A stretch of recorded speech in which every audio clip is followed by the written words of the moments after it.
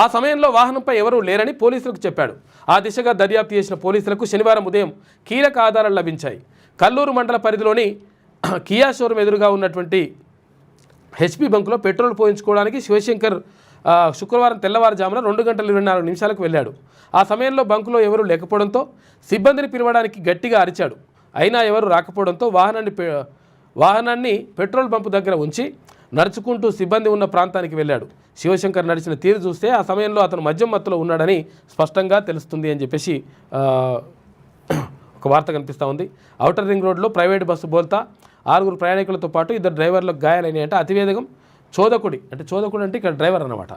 నిర్లక్ష్యమే కారణమని చెప్పేసి మల్లో బస్సు ప్రమాదం. ఇగో ఇది ఈ సీసీ ఫుటేజ్ చూస్తే వాడు ఏంటంటే బాగా తాగి కొంచెం ఇట్లా ఊగుకుంటా పోతున్నాడు అనమాట.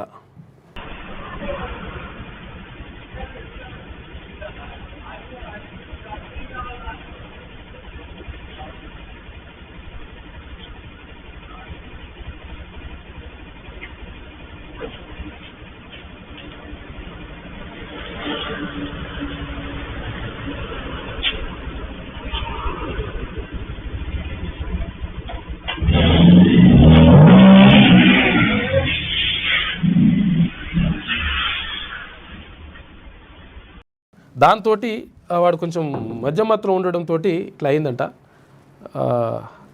అది అట్లా ఆ తర్వాత పోయి డివైడర్ని ఢీ కొట్టిండు.